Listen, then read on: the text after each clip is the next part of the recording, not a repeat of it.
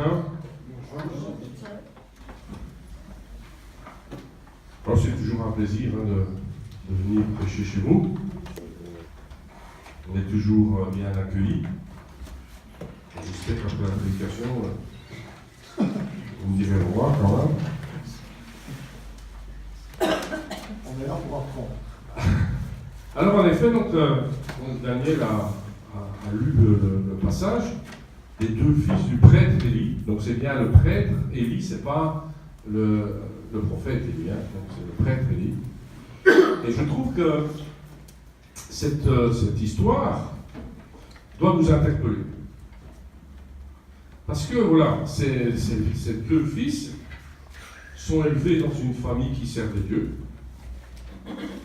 Ils ont reçu l'enseignement correct. Ils connaissent les exigences de Dieu. Ils connaissent l'existence de Dieu.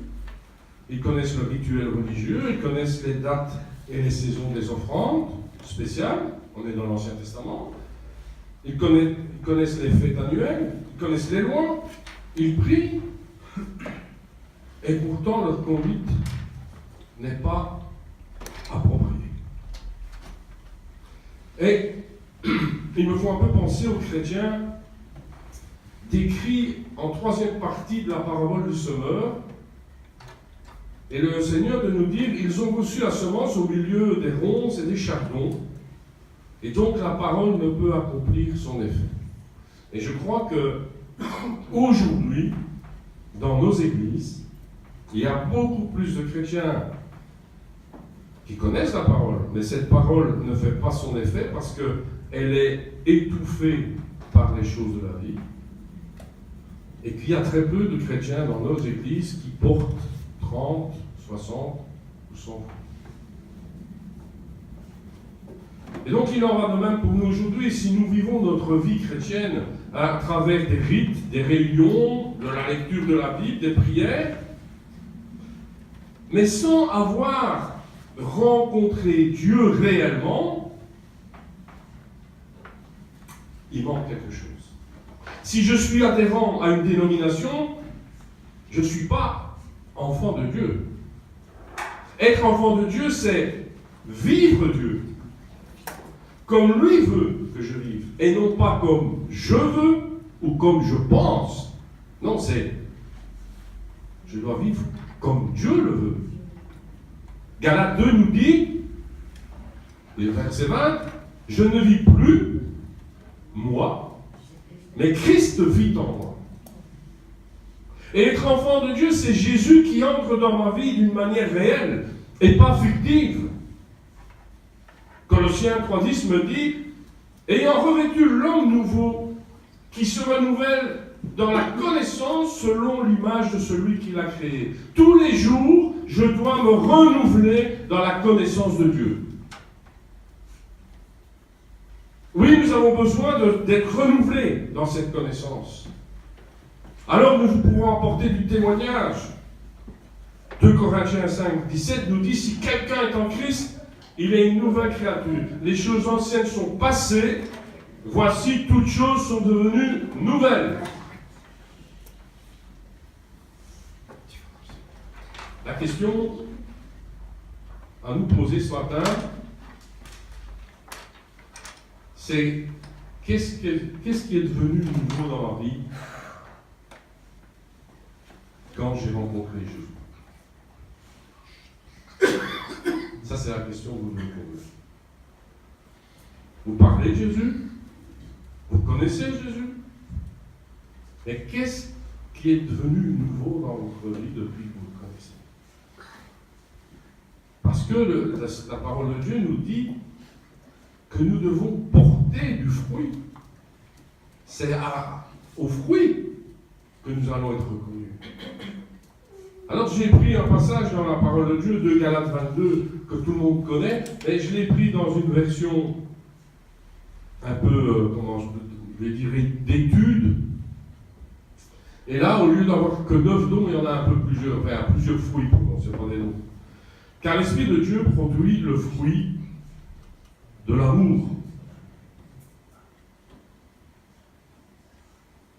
L'amour de Dieu.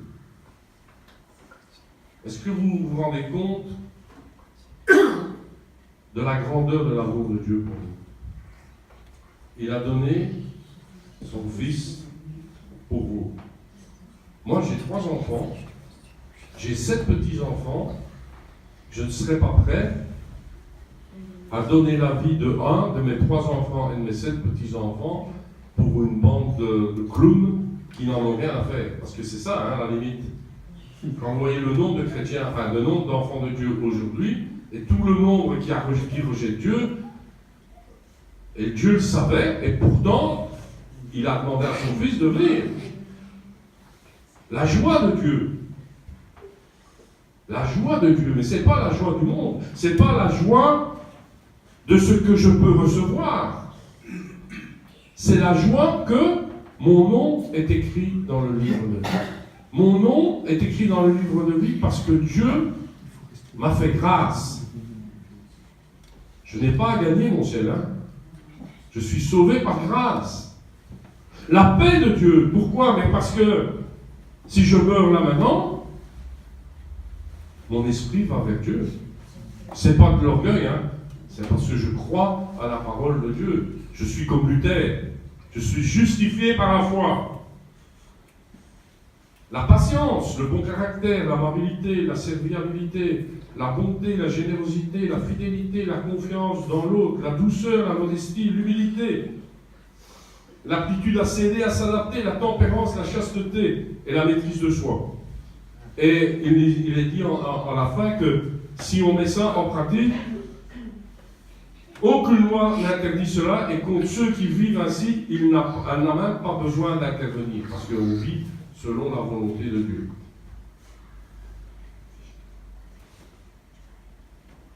C'est dans donc la connaissance de Dieu que je dois vivre. Et ceux, vos voisins, vos amis, vos collègues, enfin, tous les gens que vous rencontrez, vos ennemis, doivent voir le fruit de Dieu en vous. Vous savez, pour moi, il y a 2 sortes de chrétiens et il y a une sorte d'enfants de Dieu. Je fais la différence. En tant que chrétien, vous avez les pharisiens et les scribes. Ils connaissent la parole.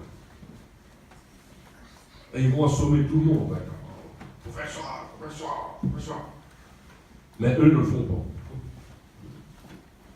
C'est des chrétiens, mais ce n'est pas des enfants de Dieu. Puis vous avez les autres qui sont les intégristes. Dieu m'a dit. Alors,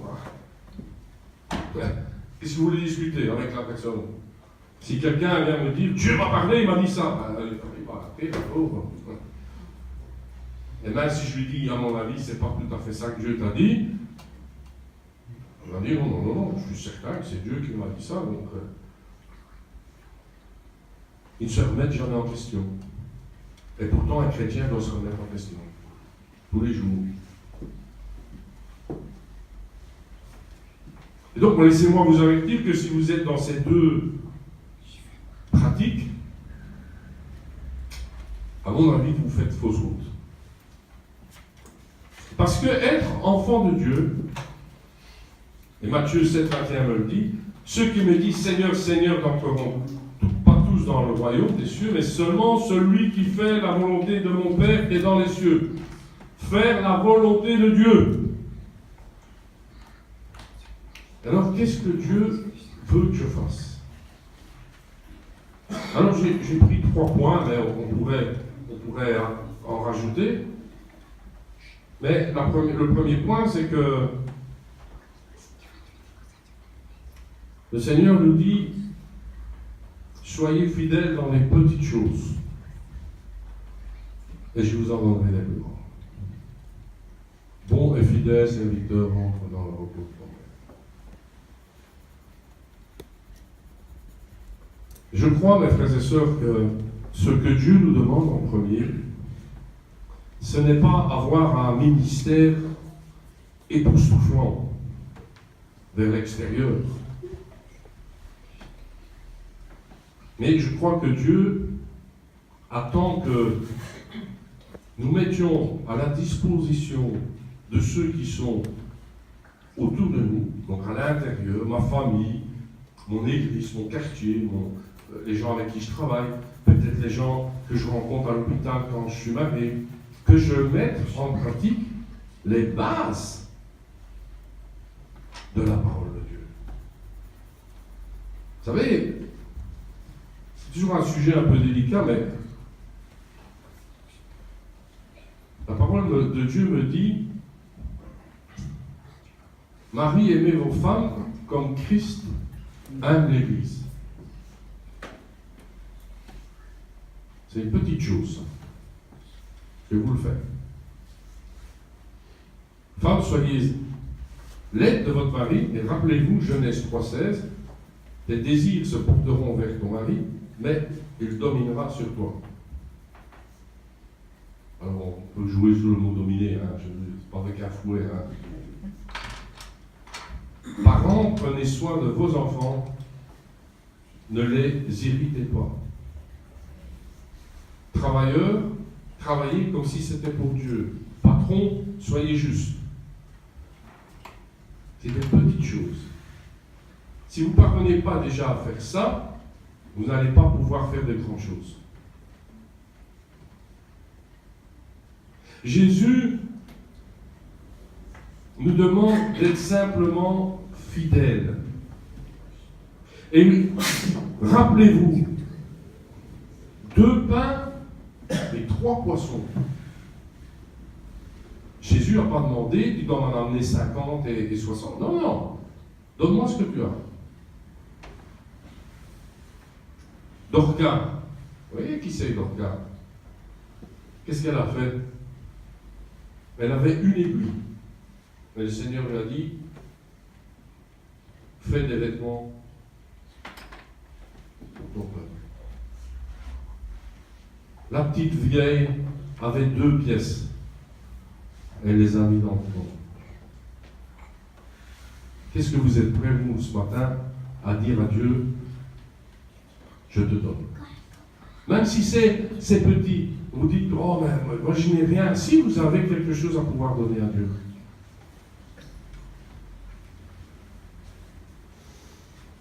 Je veux être un serviteur de Dieu dans ma famille. Parce que c'est là que va commencer le regard des autres. Je ne sais pas si je vous l'ai déjà dit, un jour j'ai été visiter une sœur, pas d'ici, mais ça c'est Daniel qui les visite, donc une seule, on va dire. Je n'osais pas m'asseoir tellement qu'il faisait ça. Elle m'a offert un café, je n'ai pas osé le boire parce que j'ai vu l'intérieur de la tasse. J'ai dit, alors on me dirait que je manque peut-être 2 fois. J'aurais dû dire, Seigneur, merci, je bois, je ne verrai rien qui m'arrive. Mais bon, je suis encore humain. Et je me suis dit, et je ne critique pas cette sœur, je me suis dit, elle parle du Seigneur à sa famille, mais quand sa famille rentre chez elle, qu'est-ce qu'elle voit? Alors je ne dis pas qu'il faut que tout brille, mais si vous êtes enfant de Dieu, votre maison doit être bien tenue. Vous devez avoir une gestion dans votre vie correcte. J'ai toujours un problème avec un chrétien qui vient, qui me dit, je gagne, j'ai des problèmes d'argent. Ça peut arriver. Mais, oui, mais pourquoi tu as des problèmes d'argent? Ben voilà, je gagne 100 € par mois et j'en dépense 150. Ah oui, voilà. Mais si vous êtes vraiment enfant de Dieu, vous croyez que Dieu va vous permettre de dépenser 50 € de plus? Mais non. Donc ça veut dire que dans ma vie, il y a des choses que je n'ai pas compris. Parce que Dieu va me faire gérer ma vie correctement. Si vous avez reçu 5 talents, ben, il faut vous en remettre 10. Si vous en avez reçu 2, vous en remettez 4. Et si vous en avez remis 1, normalement vous devez en remettre 2. Alors peut-être que dans cette année, alors je sais qu'il y en a que ça commence à casser les oreilles, mais ça fait on fait les 500 ans de la naissance de Luther. Alors je ne suis pas nécessairement toujours d'accord avec tout ce qu'il a fait, mais ce que je suis d'accord avec lui, c'est qu'il a dit, Sola scriptura. L'écriture seule. Amen. Votre Bible. Et ce qui est merveilleux, c'est que Dieu vous donne à travers son Saint-Esprit la possibilité de comprendre sa parole. Amen. Mais aujourd'hui, on fait beaucoup trop de compromis. On prend la parole et quelque part on essaye de l'arranger, je dirais, à notre sauce. Alors, c'est pas nouveau, hein. Déjà du temps de Jésus, c'était comme ça. Alors, les pharisiens, Matthieu 15, alors les pharisiens et des scribes vinrent de Jérusalem auprès de Jésus et dirent: pourquoi tes disciples transgressent-ils la tradition des anciens? Car ils ne se lavent pas les mains quand ils prennent leur repas. Il répondit: et vous? Pourquoi transgressez-vous là le commandement de Dieu au profit de votre tradition? Car Dieu a dit: honore ton père et ta mère, et celui qui maudira son père et sa mère sera puni de mort. Mais vous dites: celui qui dira à son père ou sa mère, ce dont j'aurais pu t'assister, et une offrande à Dieu, n'est pas tenu d'honorer son père et sa mère. Vous annulez ainsi la parole de Dieu au profit de vos traditions. Hypocrite! Ésaïe a bien prophétisé sur vous quand il a dit: ce peuple m'honore des lèvres, mais son cœur est éloigné de moi. C'est en vain qu'ils m'honorent en enseignant des préceptes qu'ils ont et des commandements d'hommes. Déjà à cette époque-là, on tourne la parole de Dieu pour que notre dénomination, notre église, enfin peu importe, réponde à ce que moi j'ai besoin. Mais c'est pas ça que Dieu demande. Dieu vous dit: c'est mon enseignement que tu dois mettre dans ta texte. L'église catholique, bah oui, les indulgences, ok. Mais nous, dans ma dénomination à moi, dans mon église à moi, est-ce que je n'ai pas à un certain moment mis des rites, des choses qui font qu'aujourd'hui je pense quasiment sûr que c'est dans la Bible, mais posez-vous la question. C'est comme une recette. À force de faire une recette, vous seriez étonné de retrouver la recette du début.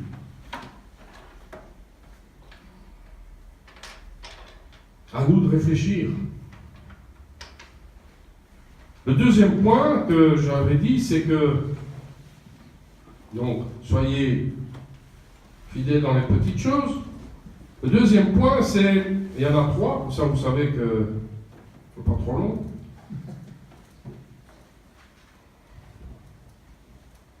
C'est à ceci qu'on vous reconnaîtra, c'est à l'amour que vous avez les uns pour les autres. Alors Daniel, j'ai pas de problème, je l'aime. Parce qu'il m'a jamais rien fait de mal, on a toujours travaillé ensemble. J'aime Daniel. Mais est-ce que j'aime un autre frère ou une sœur aussi fort que Daniel?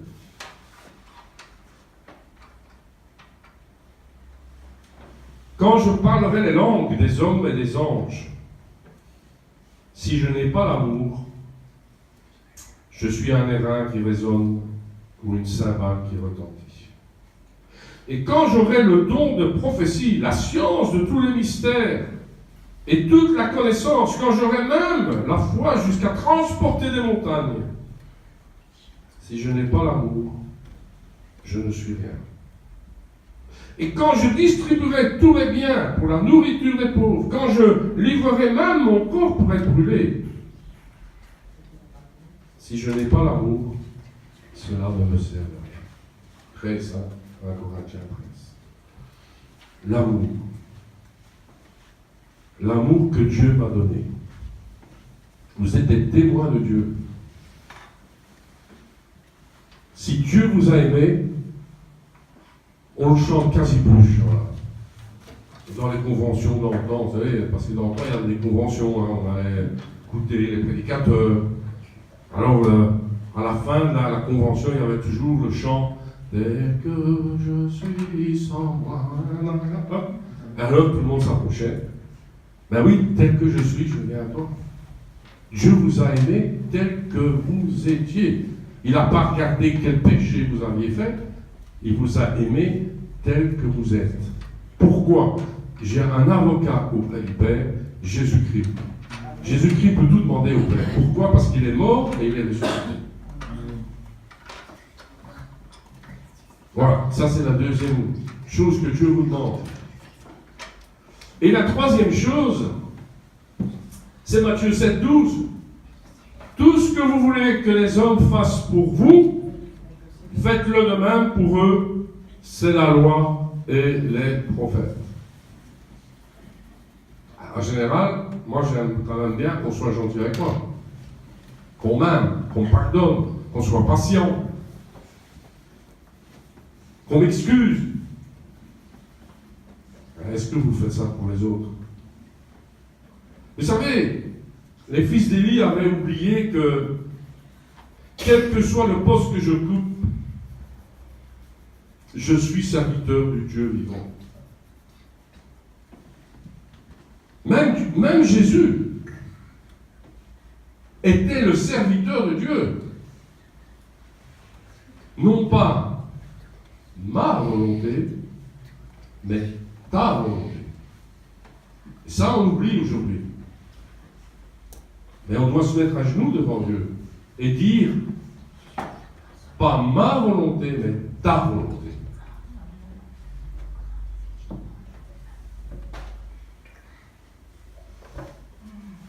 Pas facile. Mais la parole de Dieu me dit, nous devons vivre la parole. Et la Bible me dit, elle est la même aujourd'hui et éternellement. Hier et éternellement. L'Église ne m'appartient pas. L'Église appartient à Dieu. Moi, je suis qu'un outil dans les mains de Dieu. Vous êtes un outil dans les mains de Dieu. Et on est tous à la même égalité. Parce que la personne qui nettoie la salle, elle est aussi importante que moi qui prêche. Je ne sais pas si je vous en ai raconté, déjà c'est une blague, hein, mais enfin, il y a un grand prédicateur, allez, on va dire Billy Graham, il meurt. Bah, il est... Bon, je ne sais même pas s'il est mort déjà.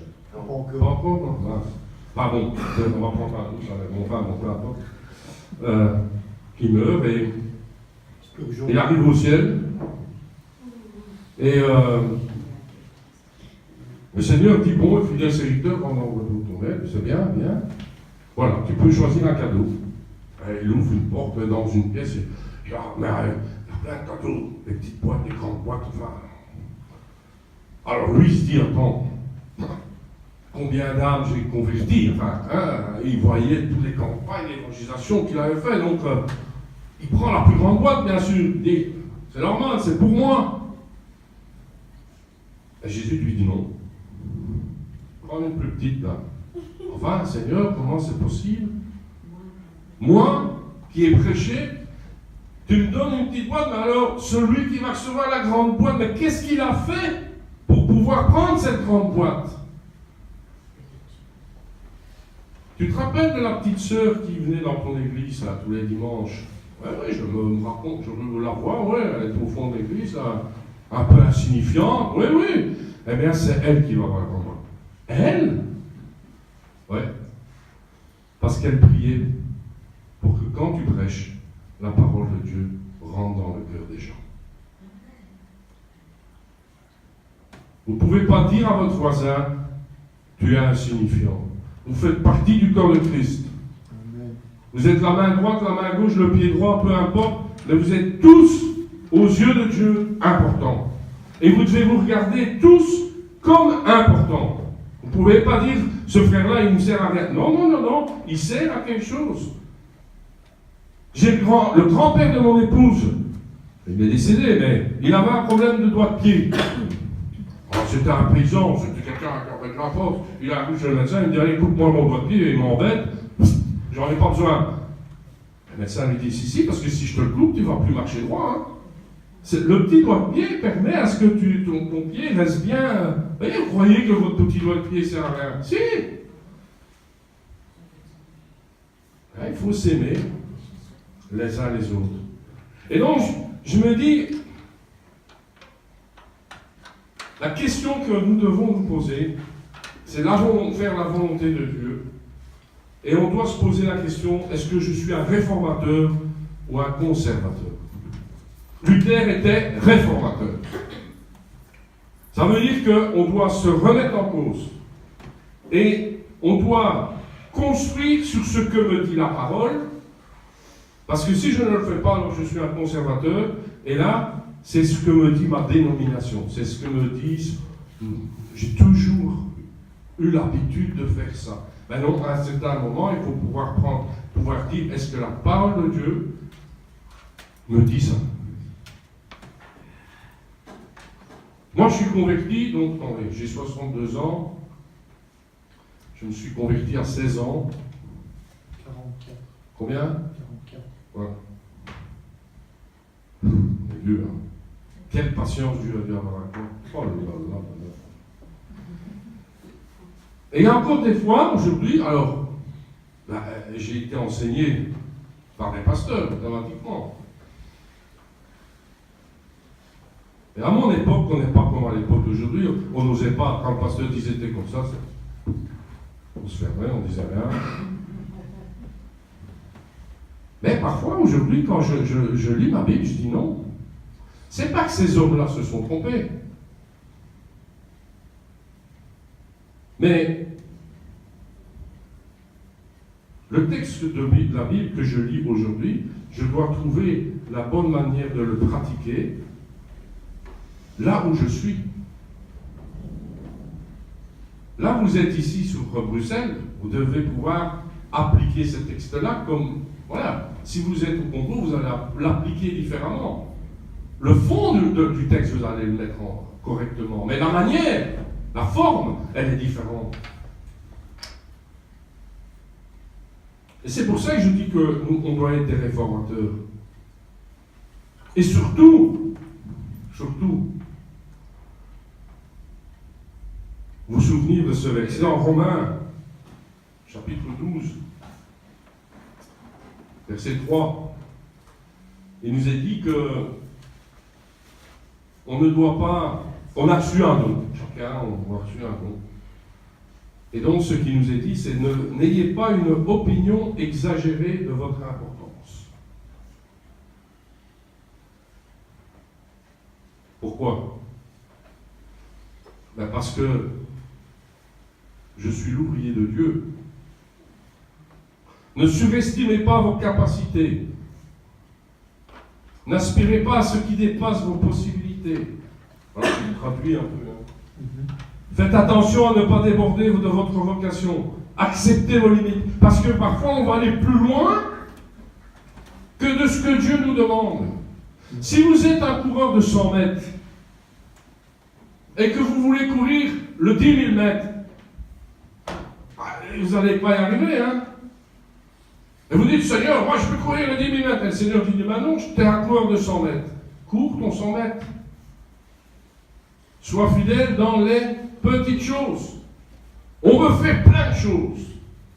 Mais est-ce que l'on fait déjà les petites choses correctement? Nos limites, parce que quelque part, on est tous limités. Tous. Le plus grand chirurgien est limité.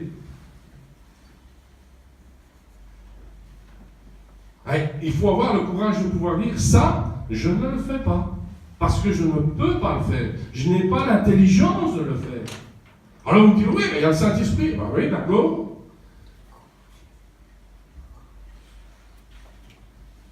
Paul, tu n'iras pas à tel endroit, en Asie. Et Paul écoute le Saint-Esprit. Il aurait pu dire, attends, ça c'est pas le Saint-Esprit. Moi qui suis un grand apôtre, je dois aller prêcher partout, je veux y aller. Non. Paul dit non. J'écoute la voix de Dieu. Et vous savez qu'ils l'ont envoyé en Macédoine. Écoutez la voix de Dieu. Est-ce que vous connaissez la voix de Dieu? Ma brebis connaît ma voix. Vous savez, on parle souvent d'Abraham, et moi je me demande comment il a fait. Abraham vivait dans un pays où tout était extraordinaire. Il y avait du bitume déjà. Oui, comment on fait les routes, hein? Il y avait plein de dieux à l'époque. Et un Dieu dit à Abraham, quitte tout, suis-moi, et je vais t'envoyer dans un pays que j'ai choisi pour toi. Il ne sait pas le pays, il ne sait rien du tout. Mais l'esprit d'Abraham perçoit que ce n'est pas n'importe quel Dieu qui lui parle, c'est l'éternel Dieu. Et que fait Abraham? Il suit. Et il a eu des difficultés. Peut-être ça n'a pas été rose et violette. Alors Dieu ne vous demande pas de faire des choses comme Abraham. Dieu vous dit simplement, sois fidèle dans les petites choses. Et on verra plus tard. Et donc, je terminerai en vous disant, persévérons dans notre témoignage, mais qu'il n'arrive jamais que la voix de la vérité soit calomniée à cause de moi. On peut dire du mal de moi, ça c'est pas grave. Mais par mon comportement, que l'on ne calomnie pas Dieu. Parce que Dieu est Dieu.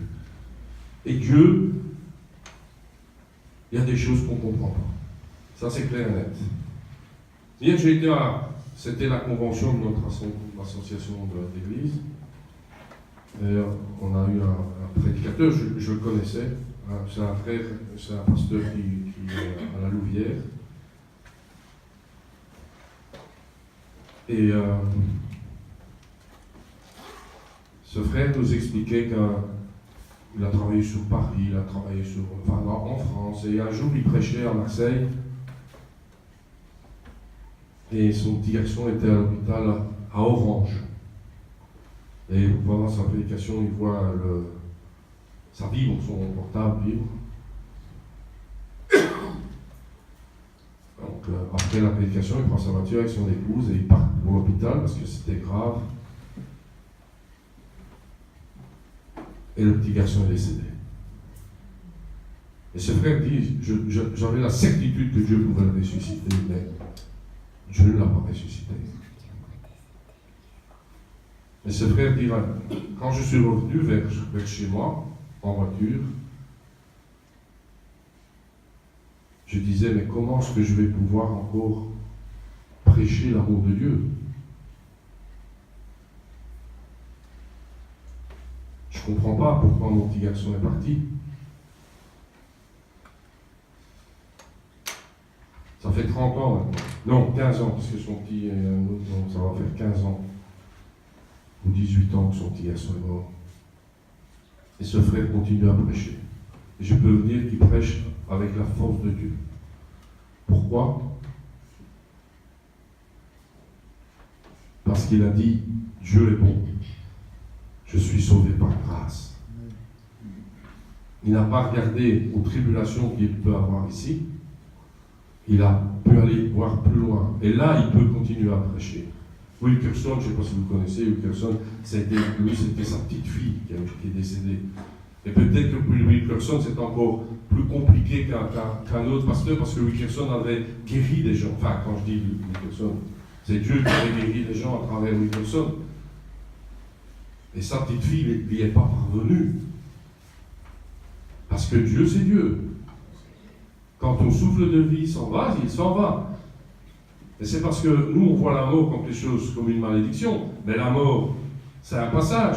Si vous avez fait la paix avec Dieu, ben, vous savez que nos frères et sœurs qui se sont endormis en Dieu, on ne dit pas qu'ils sont morts. Hein. On nous dit qu'ils sont endormis en Dieu. Ils sont beaucoup mieux là où ils sont que nous ici. Hein. Ça, c'est certain. Et donc, si on est encore ici, nous, c'est qu'on a quelque chose encore à faire pour Dieu. Amen. Amen. Et qu'on soit fidèle dans les petites choses. Amen. Et donc de ne pas être une pierre d'achoppement, parce que le Seigneur vous dit, et me dit, si tu es une pierre d'achoppement pour un de ces petits, vaut mieux mettre une meule autour de ton cou et qu'on te jette dans la mer. Alors je préfère, même si je sais nager, avec une meule, vous allez avoir du mal à remonter. Hein. Et donc voilà, faisons attention à notre façon de vivre. Et vous savez, essayez de répondre aux besoins des gens. Dites-vous bien que, quand vous savez que je travaille pour la vie du salut, hein, et je trouve que, en tout cas, ce que leur fondateur avait mis en place, c'est une bonne chose. Soupe, savon, salut. Essayez d'aller parler à un SDF du Seigneur. S'il crève de faim, donnez-lui d'abord à manger. Après, vous pouvez lui donner de quoi se laver. Après, vous allez pouvoir lui parler du Seigneur. Parce que vous allez pouvoir lui dire, tu sais, quand moi je me suis penché avec toi, tu sentais très mauvais. Mais si j'ai pu le faire, c'est parce que Dieu m'a aimé. Alors, encore une fois, je ne vous dis pas que tout le monde doit aller à la gare du Nord faire ça. Mais ce que je veux dire, c'est que c'est bien de parler de Dieu. Mais il faut répondre aux besoins de la personne. Leur première chose qu'ils ont besoin. Après, vous pouvez leur parler de Dieu. Mais d'ailleurs, qu'est-ce qu'il nous est dit dans Jacques? Si vous voyez un frère ou une sœur qui a froid, et vous lui dites, je prie pour toi, gloire que tu sois rendu, Amen Seigneur. Non, dans Jacques, il est dit, donne-lui d'abord un peu de bois pour qu'elle se chauffe. Il n'est pas dit non plus que vous devez devenir un CPS, c'est pas ça. Mais c'est facile de dire à quelqu'un, je vais prier pour toi. Non, donne-lui d'abord aussi ce qu'elle a besoin. Après, le Seigneur pourvoit. Voilà, c'est ce que Daniel disait. Je ne savais pas qu'il allait prêcher sur... Pas qu'il allait faire l'étude biblique, mais c'est ce qu'il vous a dit. Qu'est-ce qui nous différencie des gens qu'on rencontre?